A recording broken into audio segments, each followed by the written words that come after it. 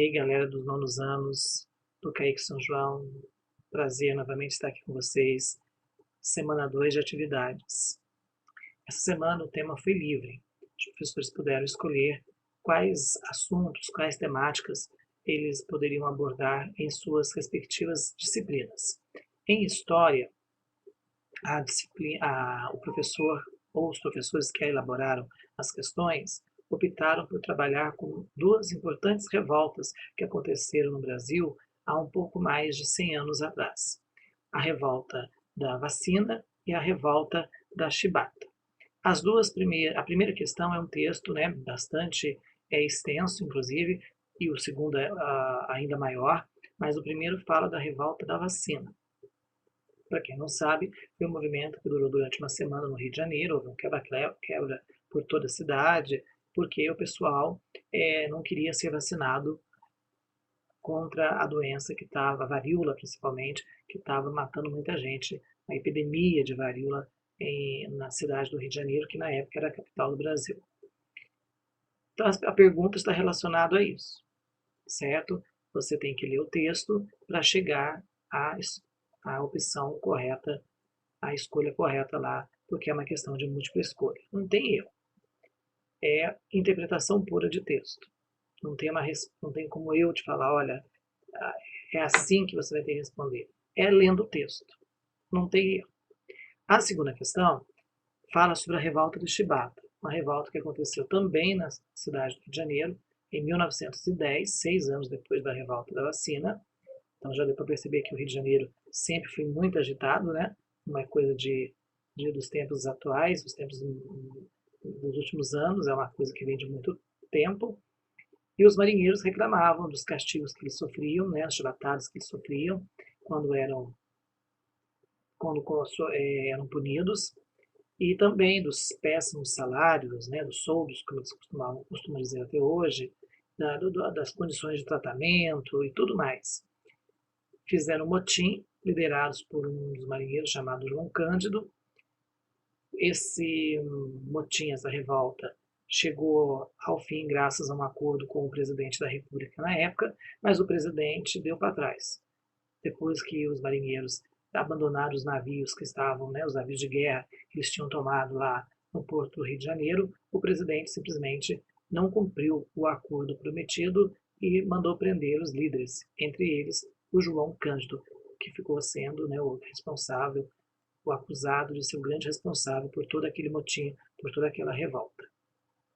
Então, as questões 2 e 3 falam justamente dessa revolta que aconteceu em 1910 no Rio de Janeiro. Tem um texto tirado de uma obra, de um livro, que aborda especificamente a revolta da chibata. Não é um texto de um livro didático, é um texto tirado de um livro de um pesquisador da revolta da chibata. Então, para responder a questão 2 e a questão 3, você precisa ler esse texto. É grande o texto, mas lendo com calma, com toda tranquilidade, com bastante atenção, você chega às respostas corretas. Se liga nessa dica. Quando tem texto para interpretar, primeiro a gente lê a pergunta. Sabendo o que você tem que achar no texto, aí você vai ler o texto. Aí fica mais fácil de você encontrar a resposta, porque você já está sabendo exatamente o que você precisa encontrar.